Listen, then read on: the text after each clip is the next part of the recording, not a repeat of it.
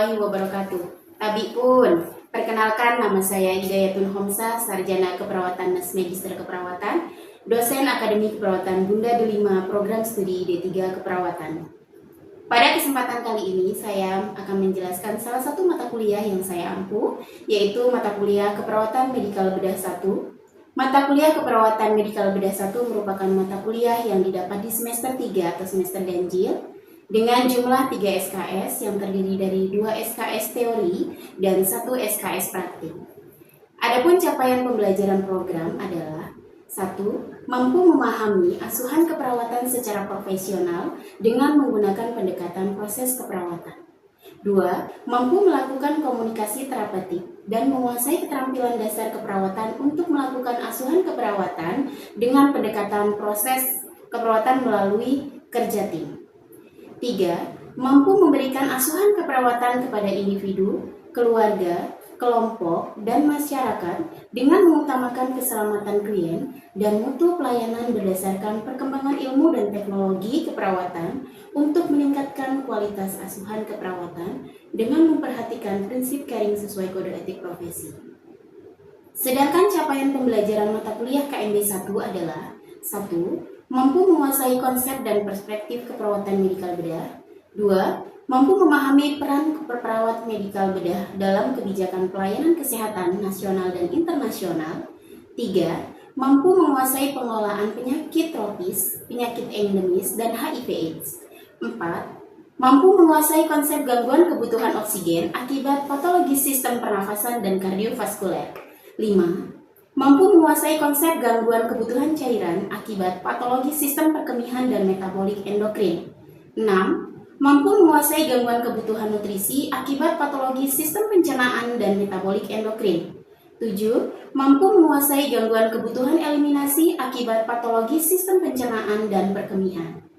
Deskripsi singkat mata kuliah KMB 1 adalah mata kuliah ini menguraikan tentang konsep dan perspektif keperawatan medikal bedah, peran perawat medikal bedah, mengenal program dalam penanggulangan penyakit tropis, penyakit endemis, dan HIV/AIDS, serta masalah kesehatan yang terjadi pada usia dewasa, baik pada kondisi akut maupun kronis, meliputi gangguan fungsi tubuh dengan berbagai patologis, gangguan kebutuhan oksigen akibat patologis sistem pernafasan dan kardiovaskuler, gangguan kebutuhan cairan akibat patologi sistem perkemihan dan metabolik endokrin, gangguan kebutuhan nutrisi akibat patologi sistem pencernaan dan metabolik endokrin, serta gangguan kebutuhan eliminasi akibat patologi sistem pencernaan dan perkemihan. Sistem pembelajaran yang digunakan di Akademi Keperawatan Bunda Delima adalah dengan hybrid learning, yaitu secara luring dan daring. Untuk pembelajaran luring seperti di kelas, tatap muka, dan praktik laboratorium. Sedangkan pembelajaran daring melalui aplikasi WhatsApp Group, Zoom, YouTube. Pengiriman materi tugas, kuis, UTS, dan UAS melalui LMS dengan aplikasi Edlink yang terintegrasi dengan Siakat. Inovasi dan strategi pembelajaran ini bertujuan untuk 1. Meningkatkan pengetahuan dan keterampilan mahasiswa terhadap asuhan keperawatan medikal bedah dengan pendekatan proses keperawatan di tatanan pelayanan kesehatan. 2. Agar tercapai hasil pembelajaran secara maksimal dengan lulusan sesuai yang diharapkan. Metode pembelajaran pada mata kuliah KMB 1 di Akademi Keperawatan Bunda Delima adalah 1. Metode ceramah yang dilakukan di kelas. 2. Metode demonstrasi dilakukan di laboratorium. 3. Diskusi kelompok dibagi beberapa kelompok untuk pembuatan makalah dengan membuat studi kasus sebagai bahan presentasi dan diskusi bersama. Untuk memudahkan dalam penyampaian materi, saya menyiapkan bahan ajar, buku ajar, modul pembelajaran, dan praktek laboratorium. Adapun sistem penilaian terbagi menjadi 2. Penilaian pertama, penilaian teori, yang terdiri dari tugas 20%, kuis 15%, UTS 30%, UAS 35%. Praktik laboratorium 50% dengan ketentuan kehadiran 100%. Hasil penilaian bisa dilihat melalui Edlink dan Siakat masing-masing mahasiswa. Jika nilai belum mencapai batas lulus, maka mahasiswa diperkenankan untuk melakukan perbaikan nilai. Demikian penjelasan RPSKMB 1 berikut ini. Saya sampaikan video pembelajaran dan praktik. Assalamualaikum warahmatullahi wabarakatuh. Waalaikumsalam warahmatullahi wabarakatuh. Gimana kabarnya hari ini? Baik. Alhamdulillah. Ya, sesuai dengan pertemuan kita sebelumnya, hari ini kita akan melanjutkan materi perkuliahan. Yang pada kesempatan hari ini kita akan melanjutkan materi perkuliahan yang berkaitan dengan asuhan keperawatan pada pasien dengan gangguan sistem metabolik endokrin, ya, yang biasa kita kenal dengan diabetes mellitus, ya. Oke, sebelum kita masuk ke materi, ada capaian pembelajaran pada mata kuliah keperawatan medikal bidang 1, ya, yaitu mahasiswa mampu memahami asuhan keperawatan dengan gangguan metabolik endokrin, terutama pada kasus dengan diabetes mellitus, ya. Ada yang masih ingat diabetes mellitus itu ada di sistem apa? Endokrin, ya. Yang perlu kita ketahui bahwa sistem endokrin ini memiliki fungsi, ya. Fungsinya apa? Fungsinya adalah melepaskan hormon ke dalam darah. Jadi sistem endokrin ini tentunya punya organ, ya. Organ sistem endokrin ini berkaitan dengan kasus diabetes mellitus itu adalah pankreas, ya. Pankreas inilah yang berfungsi atau organ yang memang secara langsung dengan kasus diabetes mellitus, ya. Kemudian ada 2 hormon yang dilepaskan. Hormon ini sangat penting untuk apa? Untuk menjaga kadar gula darah agar tetap sehat, agar tetap stabil. Apa itu? Ada insulin dan glukagon. Ya, jadi kedua hormon ini sangat bermanfaat. Ya, insulin ini dihasilkan oleh pankreas. Tentunya dia ada di sel beta pulau pankreas, ya. Jadi di mana dia fungsinya adalah untuk mengendalikan kadar glukosa darah, ya. Kemudian glukagon, ya. Glukagon itu dihasilkan oleh sel alfa. Di mana? Di pankreas, ya. Untuk apa? Meningkatkan kadar glukosa darah. Jadi sudah tahu ya perbedaannya, bahwa insulin dengan glukagon itu berbeda, ya. Insulin untuk mencegah supaya tidak terjadi hiperglikemi. Tapi kalau untuk glukagon apa? Meningkatkan kadar glukosa darah. Ketika apa? Gula darahnya turun, ya. Jadi glukagon yang bekerja, ya. Baik. Sebelum kita ke sini, Ibu mau tanya. Ini kasusnya adalah DM, ya. Diabetes mellitus. Ada yang tahu DM itu apa? Diabetes mellitus itu adalah merupakan penyakit kronis yang berkaitan dengan metabolisme. Metabolisme apa? Karbohidrat, protein, lemak, ya. Yang kesemuanya ini adalah karena adanya kebutuhan insulin, ya, yang tidak seimbang sehingga kadar gulanya tinggi. Bagaimana dampaknya kalau diabetes tidak ditangani? Ya, tentunya ada banyak komplikasi yang bisa terjadi. Ya, apa kemungkinannya? Bisa penyakit jantung, kemudian tekanan darah tinggi, stroke, penyakit ginjal, ya, sampai dengan kerusakan pembuluh darah yang berdampak pada kerusakan di kaki, ya. Untuk tanda dan gejala, ya, pada glukosa darah ini akan meningkat, ya, sesuai dengan definisi dari diabetes mellitus tadi, bahwa gula darah ini akan meningkat atau tinggi, ya, yang dikatakan hiperglikemi. Kemudian selain itu ada polidipsi, ya. Polidipsi ini adalah rasa haus berlebih, ya. Kemudian poliuri, ya. Poliuri itu adalah sering kencing, ya, terutama di malam hari, ya. Kemudian polifagi, sering merasa lapar walau terjadi penurunan berat badan, ya, karena tadi ketidakefektifan bilang tadi atau tidak cukup ya. Baik, nah ini ada klasifikasi DM. DM itu ada beberapa ya. Yang pertama DM tipe 1 ya. Ada DM tipe 2, kemudian DM gestasional. Nah, DM tipe 1 ini terjadi karena adanya kerusakan sel beta pankreas ya. Beda dengan DM tipe 2. Kalau DM tipe 2 ini terjadi karena adanya apa? Sekresi insulinnya terganggu. Ya, bagaimana penata laksanaannya? Jadi kita kenal dengan 5 pilar ya.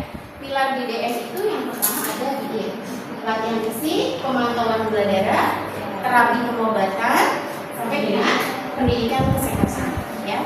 Jadi mengatur pola makan, latihan fisik, pernah mungkin mendengar atau membaca ya. Jadi latihan fisik yang disarankan untuk pasien dengan DM itu adalah salah satunya bisa senam kaki, kemudian jalan 30 menit, stretching ya. Jadi itu beberapa latihan fisik yang bisa dilakukan. Tentunya penata laksanaan lain seperti pemantauan kadar glukosa darah itu penting supaya apa?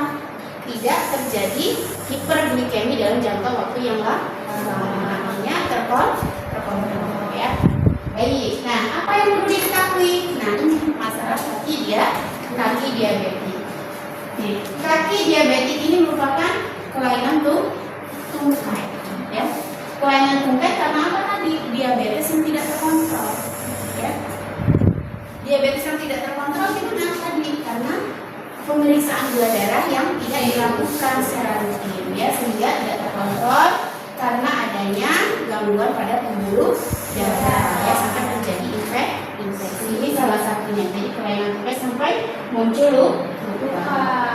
Oke, gejala neuropati. Neuropati itu kematian jaringan ya di daerah perifer, terutama di kaki ya. Ada neuropati sensori, ada motorik dan otonom. Nah, sensorik ini mulai tadi ada tanda-tanda kok di kaki saya mulai kebas nih, nggak ada rasa, dicubit, dipegang, ya bahkan mungkin ketempel panas pun nggak kerasa. Nah, ini yang dikatakan neuropati sensori. Kemudian motorik, dia biasanya terjadi kelemahan, baik itu kelemahan otot, ya, atau otot yang mengecil sampai dengan sulit mengatur keseimbangan tubuh, ya. Kemudian neuropati otonom, ini kulitnya jadi pecah kering, ya pernah lihat? Nah, di bagian tumit, ya itu terjadi, ya. Kemudian infeksi, di sini sirkulasi darahnya menurun di daerah kaki akibat tadi proses penyembuhannya jadi semakin lama. Kemudian nah ini ada luka ulkus diabetik, ya. Luka ulkus diabetik ini rusak pada bagian perifer di kaki, ya, akibat diabetes yang mengalami masalah kesehatan. Jadi ada kerusakan saraf. Konsep asuhan keperawatan, ya. Konsep asuhan keperawatan itu dimulai dari apa? Kajian, diagnosis keperawatan, perencanaan, implementasi sampai evaluasi. Dan kemudian masalah perawatannya apa? Ketidakstabilan glukosa darah, kemudian perfusi jaringan perifer yang tidak efektif, ketidakseimbangan nutrisi, gangguan mobilitas fisik, eliminasi urin, dan istirahat tidur. Jadi masalah keperawatan ini yang paling dilihat untuk konteks di diabetes mellitusnya adalah gula darah yang tidak stabil dengan perifer yang berkaitan dengan tadi luka kaki, ya. Implementasinya tentunya menyesuaikan. Yang harus dilakukan apa? Harus dipantau tanda-tanda vital, kemudian monitor kadar gula darahnya, ya, sampai dengan dilakukan monitor bagaimana kebutuhan nutrisi sampai dengan eliminasi. Baik, nah hasil penelitian yang pernah dilakukan, ya, yang pertama adalah senam kaki, ya. Senam kaki ini salah satu aktivitas fisik yang dilakukan untuk pasien diabetes mellitus untuk mencegah luka ulkus, ya. Ini sangat signifikan untuk kestabilan kadar glukosa darah. Kemudian yang kedua, berpengaruh signifikan terhadap keefektifan perfusi perifer. Bisa dimengerti sampai di sini? Bisa, ya. Baik. Nah, untuk tema hari ini dengan diabetes mellitus, apakah sudah cukup jelas? Cukup? Ada yang mau ditanyakan? Oke, silakan. Pasien DM itu yang memiliki luka apakah bisa kembali ya. DM itu ketika sudah terjadi luka ya, itu sangat sulit untuk disembuhkan. Karena apa? Luka yang sudah terjadi itu terjadi kemudian jaringan ya. Maka ketika sebelum terjadi luka itu sebaiknya adalah DM itu harus terkontrol, kadar gulanya harus dilakukan pemeriksaan secara rutin ya. Jadi memang sulit untuk disembuhkan. Bisa dipahami? Oke, berikan aplaus ya. Ada lagi yang mau ditanya? Ya. Kenapa nama sertifikat? Apa sih fungsi insulin dan glukagon? Baik, fungsi insulin ya. Fungsi insulin dan glukagon itu sangat berbeda ya. Fungsi insulin itu dia dihasilkan oleh sel beta. Jadi dia yang mencegah untuk terjadinya hiperglikemi atau kadar gula darahnya tinggi. Ya. Kalau glukagon dia justru yang meningkatkan kadar glukosa darah ketika gula darahnya turun. Jadi itu berbeda. Justru kalau insulin dia mencegah supaya tidak tinggi gulanya, tapi kalau glukagon meningkatkan sehingga kondisi gula darahnya turun. Cukup jelas? Ada lagi?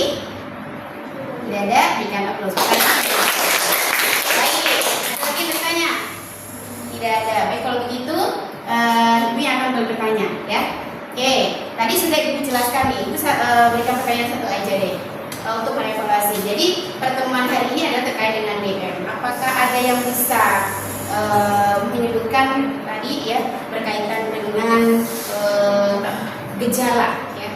Gejala dari diabetes mellitus apa aja yang sering ditemukan? Ada?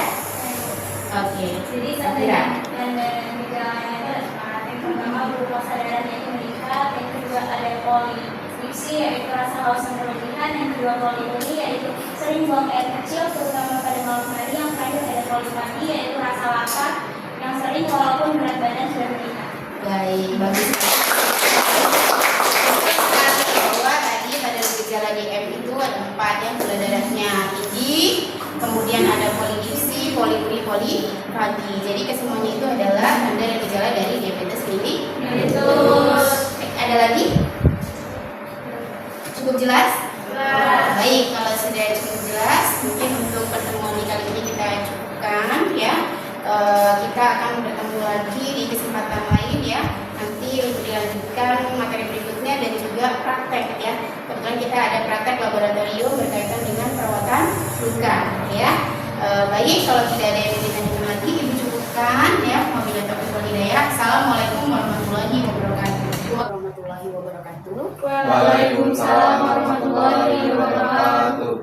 Baik, kita akan lanjutkan pada kesempatan hari ini yaitu praktek di laboratorium tentang perawatan luka pada pasien dengan DM ya, dengan tujuan supaya luka ini tidak terjadi infeksi. Tentunya luka ini bisa menjadi bersih setelah dilakukan perawatan luka. Tentunya sebelum kita melakukan perawatan luka itu ada 4 fase atau 4 langkah yang harus kita lakukan. Yang pertama ada interaksi, kerja, dan terminasi. Dan masuk di fase pertama ada fase pra-interaksi. Di fase pra-interaksi yang perlu kita tahu bahwa kita harus melihat catatan medis pasien, kemudian menyiapkan alat. Nah, yang perlu kita ketahui ada alat bersih dan steril. Alat bersih ini ada bengkok, kemudian 1 set bat instrumen berisi gunting perban, kemudian ada pinset bersih, kemudian ada kom berisi kapas, ada kom berisi handscoon bersih, kemudian ada NaCl, ada handscoon steril ya sesuai ukuran, kemudian ada underpad ya, underpad, kemudian ada 1 set tromol yang berisi kasa steril, kemudian ada korentang ya, korentang ini steril, kemudian 1 set alat steril. 1 set alat steril ini ada bak instrumen, kemudian ada pinset anatomis, pinset chirurgis, ada klem arteri, ada gunting jaringan, kemudian ada kom ya. Baik, setelah persiapan alat maka kita masuk di fase kedua. Di fase kedua ada fase Interaksi. Fase interaksi itu kita memberikan salam terapeutik ya kepada pasien dan keluarga. Kemudian kita menjelaskan tujuan dan prosedur yang akan dilakukan, bahwa hari ini akan melakukan perawatan luka ya, dilakukan kurang lebih waktunya 15 sampai 20 menit ya. Kemudian tempatnya di sini baru kita jaga privasi pasien, jangan lupa ditutup ya pintu atau selnya. Kemudian kita masuk di fase ketiga, ada fase kerja. Di fase kerja itu yang pertama kita akan lakukan adalah jangan lupa melakukan cuci tangan ya dengan langkah. Kemudian jangan lupa menggunakan handphone bersih. Setelah menggunakan handphone bersih, langkah yang selanjutnya akan kita lakukan adalah posisikan pasien dalam posisi yang nyaman ya, posisinya dalam kondisi tidur. Kemudian kita lihat area luka yang akan kita lakukan perawatan luka. Lukus ada di daerah kaki ya, kaki sebelah kanan ya. Setelah itu langkah selanjutnya kita akan memasang underpad-nya ya. Oke, kita pasang. Maaf ya Pak ya, jangan lupa komunikasi. Pastikan underpadnya sudah terpasang nyaman. Setelah itu baru kita dekatkan bengkok. Setelah dekatkan bengkok, kita ambil pinset, kemudian kita angkat balutan yang lama ya. Yang pertama kita posisikan ambil di ujungnya. Kalau kita temukan kasa atau hifafitnya lengket, kita basahi dengan alkohol ya. Oke, ini kita angkat dulu. Saya angkat ya Pak ya. Baik, ini kita buka, kita buang di sini. Nah, pinset ini sudah letakkan di sini ya. Langkah selanjutnya akan kita lakukan, kita observasi kondisi luka. Langkah selanjutnya kita lepas handphone.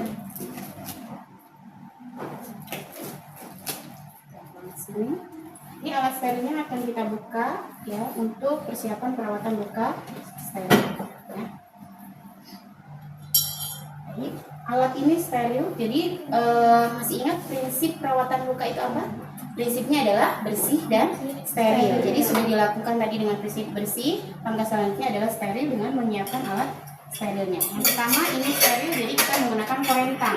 Jadi posisikan kita belum menggunakan handphone steril. Kita ambil pinset ya, kita siapkan.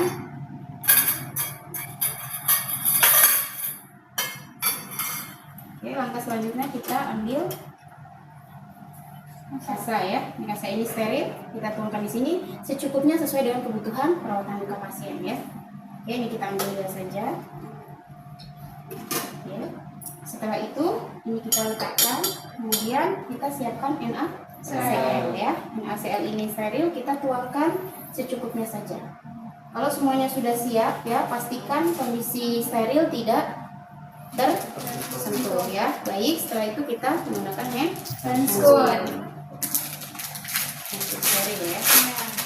Ini kita pegang bagian dalamnya ya. Oke, kita gunakan.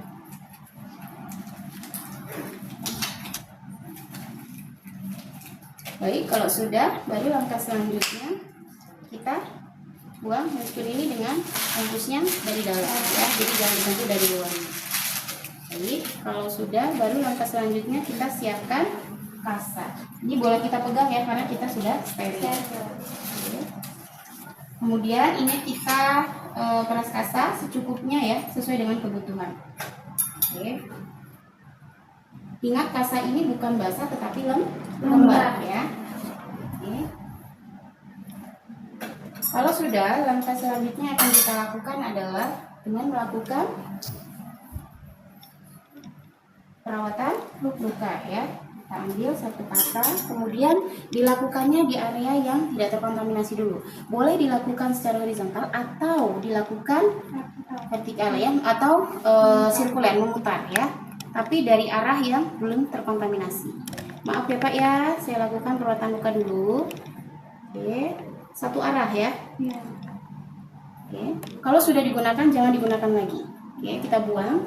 Kemudian kita ambil lagi ya, kasa menggunakan pinset yang lain.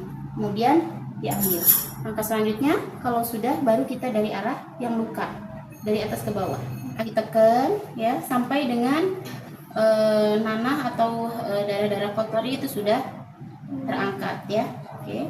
Kalau sudah, langkah selanjutnya kita pasang kasa yang lembab ya, pasang kasa lembab.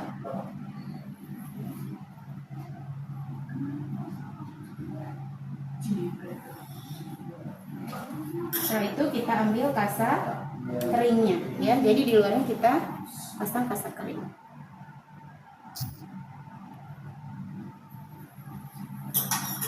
Kalau sudah, langkah selanjutnya kita, ini sudah on ya, sudah on, ini kita singkirkan. Langkah selanjutnya adalah kita lakukan pemasangan HIPAA-V ya, jadi difiksasi ya.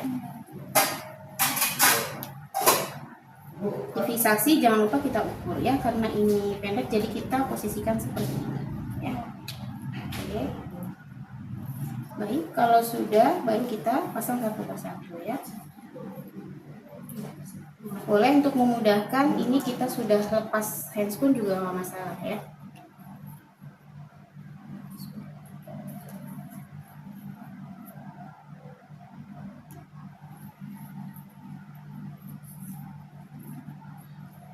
Jangan lupa saat memfiksasi pastikan pasien tidak ada alergi ya. Kalau seandainya menggunakan plester ya, plester itu ada beberapa orang yang alergi. Jadi jangan paksakan menggunakan plester ya, tapi ganti dengan menggunakan HIPAA-V ya. Jadi kalau sudah terpasang ya, baru kita rapikan.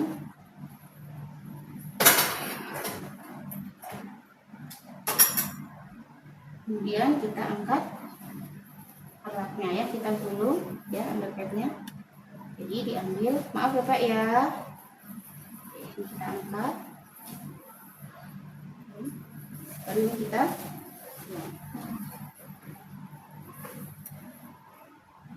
langkah selanjutnya kita lepas handscoonnya ya. Oke, kemudian ini dari arah dalam ya, jangan dari luar. Baik, kalau sudah ya, kita rapikan kembali pasiennya, baru kita masuk di fase terminasi. Di fase terminasi jangan lupa kita sampaikan evaluasi kondisi pasien setelah dilakukan perawatan luka ya. Harapannya setelah dilakukan perawatan luka, kondisi luka pasien semakin nyaman ya, bersih, dan menyatakan bahwa pasien merasa nyaman ya. Baik, setelah itu jangan lupa lakukan kontrak yang akan datang ya, tema itu memberikan injeksi atau melakukan pemantauan terhadap luka yang sudah dilakukan, kemudian lakukan kontrak dan jangan lupa berpamitan. Setelah itu kita bereskan alat, jangan lupa cuci tangan. Baru setelah itu jangan lupa didokumentasikan apa yang sudah dilakukan pada praktek hari ini. Baik, ada yang mau ditanyakan? Sudah cukup jelas? Baik, kalau sudah cukup jelas, mungkin kita cukupkan pertemuan praktek pada kesempatan hari ini. Saya akhiri, wabillahi taufiq wal hidayah. Assalamualaikum warahmatullahi wabarakatuh.